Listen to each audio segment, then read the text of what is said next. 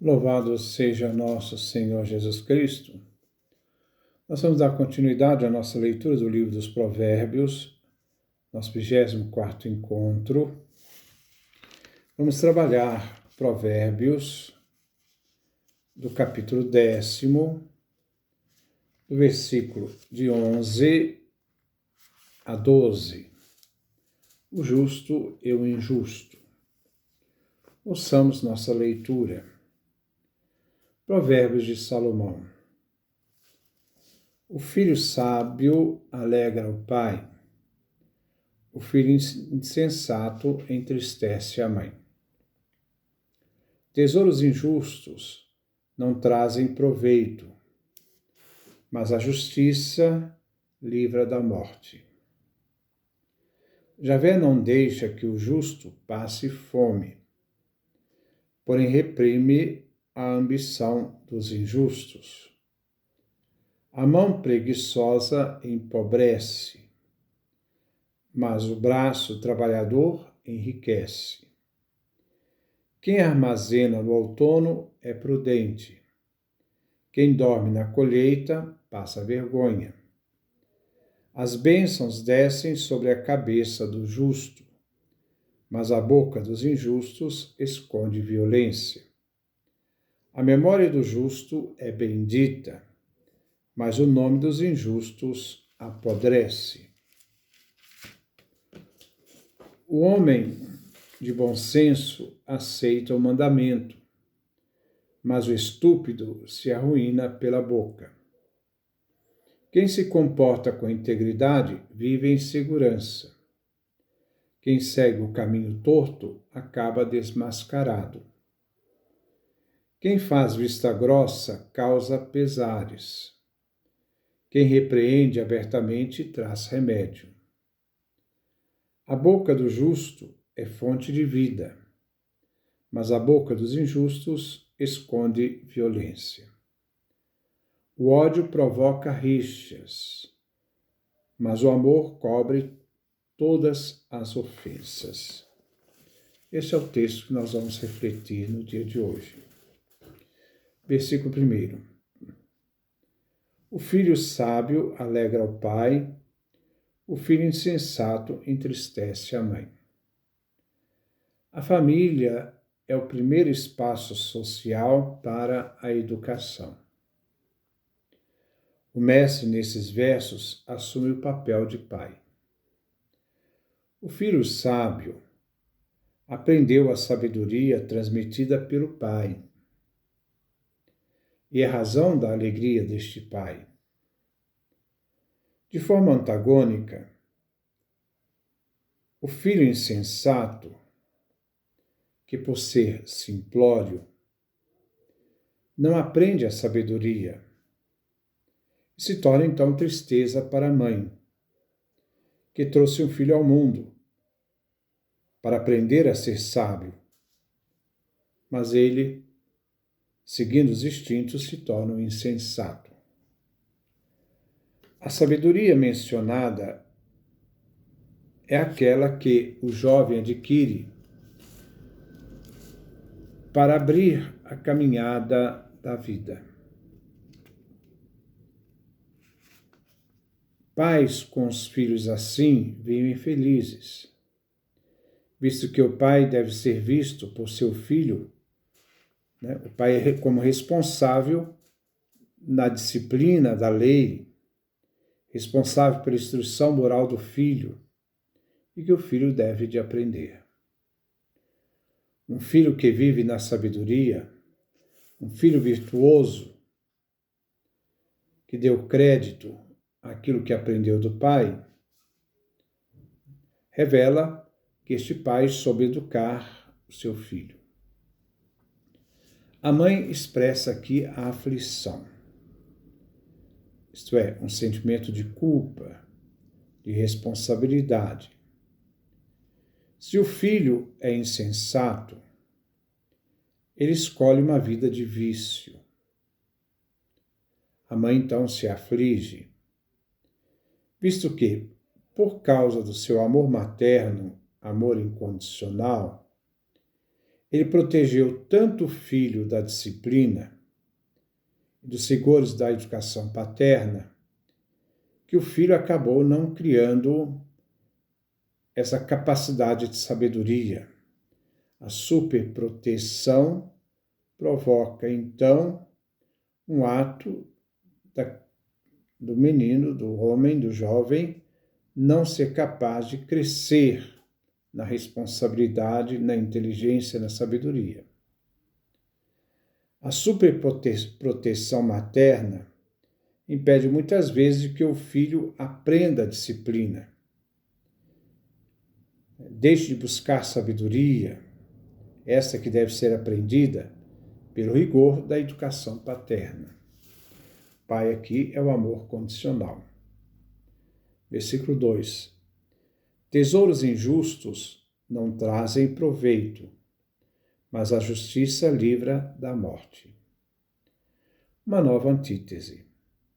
A palavra hebraica justiça tem duas interpretações. A primeira tem um significado genérico de inocência, honradez. O honrado, a pessoa honrada não será condenada à morte. A segunda interpretação tem significado de esmola. Eclesiástico 3, capítulo 3, versículo 20, capítulo 29, versículo 12. O justo é aquele que, ao exercer a justiça, é capaz de ser caridoso. Para os judeus, a riqueza é sinal de bênção divina. É a doutrina da retribuição. No entanto, a astúcia humana dos sábios descobriu que, na sociedade, pode haver tesouros injustos. Como vemos em Eclesiástico, capítulo 13, versículo 24. Este versículo não quer negar a riqueza como bênção, mas afirmar que a justiça é um valor superior. O que não é construído, isto é, a riqueza de forma justa, não é benefício. Nem tampouco Deus é beneficiado pela bênção dada. No agir humano, a justiça, a obediência à Torá, livra a pessoa da morte. Assim, os tesouros acumulados por meio da perversidade, eles não terão valor para o dia do julgamento, pois a riqueza injusta não pode redimir aquele que acumula riqueza. Se alguém dá da riqueza que tem para a caridade, será salvo da morte, pois usa a riqueza com justiça. Usar o tesouro adquirido para a justiça, vertendo esse tesouro, colocando então para a caridade. Versículo 3. Javé não deixa que o justo passe fome, porém reprime a ambição dos injustos. Neste versículo, vemos o pensamento judaico de que a providência divina, que remunera o justo, não deixa sofrer necessidades. O tema da fome material corresponde ao desejo humano, da cobiça e da ambição. Deus assiste seus fiéis em suas necessidades humanas, mas rejeita quando o homem se nutre de ambição. Assim, Deus jamais permitirá que um justo passe fome, mas a propriedade do perverso Deus irá destruir. Versículo 4. A mão preguiçosa empobrece, mas o braço trabalhador enriquece.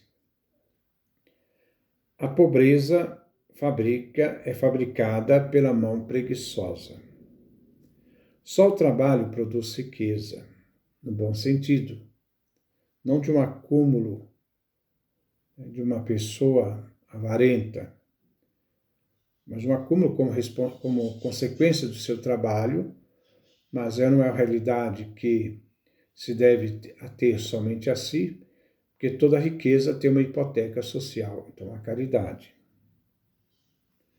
O trabalho é, pois, fator de crescimento e de riqueza. A preguiça vem condenada. A preguiça vem relacionada com pobreza e o trabalho com diligência humana, com riqueza. Não basta ser justo para não passar fome. Deve ser justo e trabalhar sem preguiça. Aquele que usa balança fraudulenta ficará pobre. Deus não abençoa o trabalho injusto. Aqueles que trabalham duro ganham a vida sem fraude.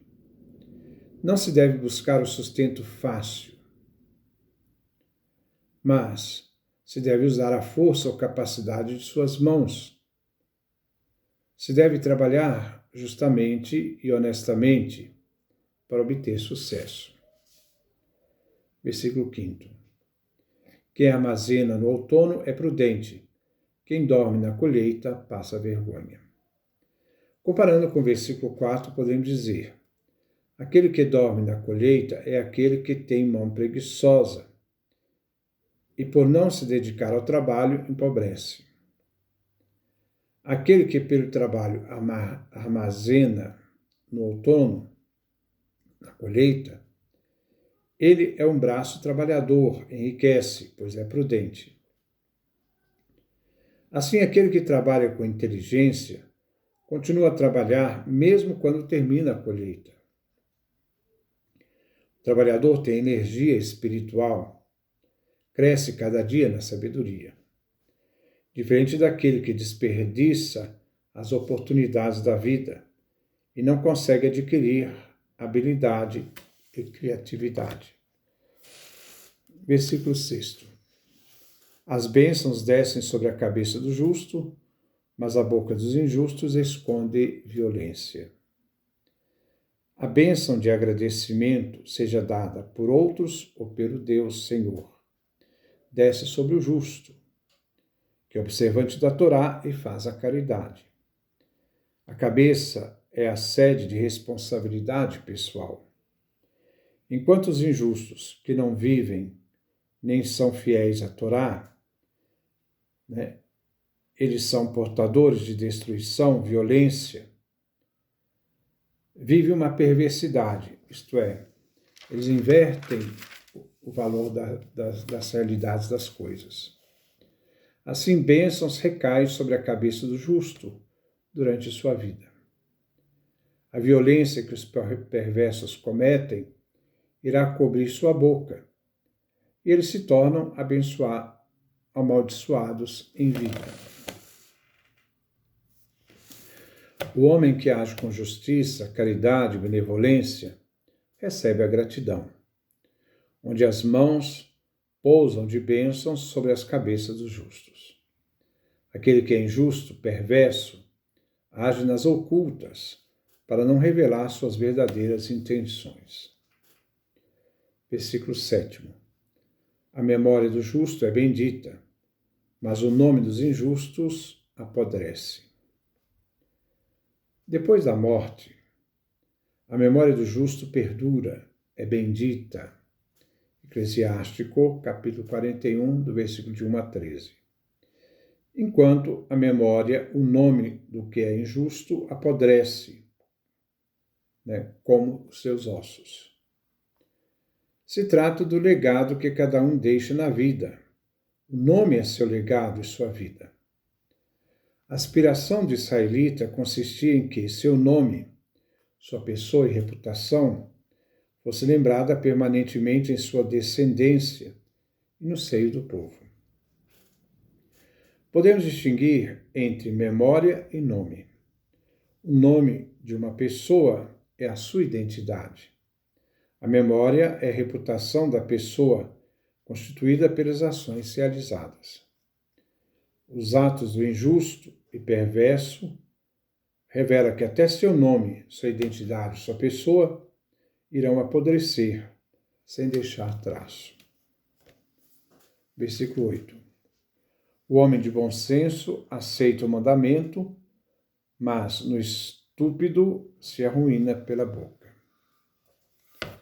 O homem de bom senso é o ajuizado, isto é, sábio de coração, aquele que não mente, é aquele que se coloca de bom grado à disciplina que o educa para a vida e a fé. De outro lado, o estúpido está à beira do abismo, visto que não tem controle naquilo que fala, visto que quem se empenha em muito falar, com frequência fala o que não deveria. Aquele homem que é sábio de coração, de bom senso, conseguiu integrar a vida moral com seus instintos e é capaz, né, de viver os mandamentos de forma equilibrada. O homem estúpido não tem muita certeza da validade da lei moral, duvida dela e, por isso, é cético em sua fala. A dúvida traz conflitos internos e, por isso, a pessoa nunca estará em paz interior, enquanto o sábio é sereno em seu viver. Versículo 9. Quem comporta com integridade vive em segurança. Quem segue o caminho torto acaba desmascarado. O caminho torto é não agir às claras, com fraqueza. Caminho torto é não agir às claras, é não agir com franqueza, chegando a confundir a vida ética com certas situações da vida, que o impede de ter uma correta percepção do bem e do mal. As adversidades criam instabilidades morais. E um dia vem desmascarado, visto que cedo ou tarde aquilo que ele faz será descoberto. Enquanto o homem íntegro age moralmente correto, na vida harmoniosa, ele mesmo garante um porto seguro, um bom refúgio. Aquele que caminha com integridade não teme as dificuldades. Ele é verdadeiramente sábio. O injusto que age sem integridade, ele é assaltado por aflições, dificuldades, revelando em seus próprios conflitos sua perversidade, que não fica oculta, pois vem desmascarada. Versículo 10. Quem faz vista grossa causa pesares. Quem repreende abertamente traz remédio. Outra tradução da Bíblia ecumênica, a TEB. Aquele que pisca o olho causará tormento, e o estúpido, no falar, corre para a sua perda. Aquele que faz vista grossa, que vê as coisas e não intervém para consertar as coisas, é aquele que pisca os olhos, vê, mas não age. Este é um dissimulado, sorrateiro, pisca os olhos. Se pode pensar naquele que prepara uma cilada ou, de um modo disfarçado, zomba dos outros e seus desafios e problemas. Assim, piscar os olhos revela a falta de sinceridade. Isto é, conclamando pessoas para induzir ao erro. A boca representa uma ambivalência ética. Se o falar é franco, embora seja duro, a sua função, é de curar, é fonte de vida. A boca do mal, do perverso, é fonte de violência, porque é ambígua. Versículo 11. A boca do justo é fonte da vida, mas a boca dos injustos esconde violência. Aquele que repreende é aquele que usa a boca como fonte de vida.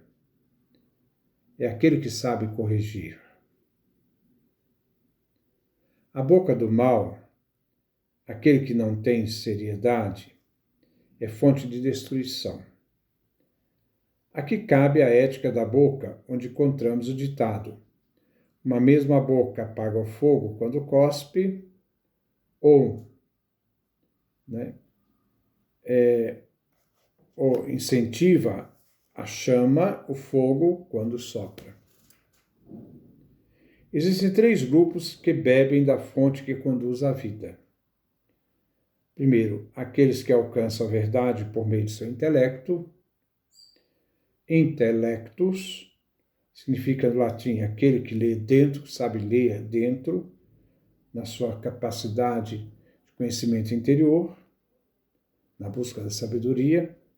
Segundo, aqueles que chegam à verdade através dos mandamentos, a Torá.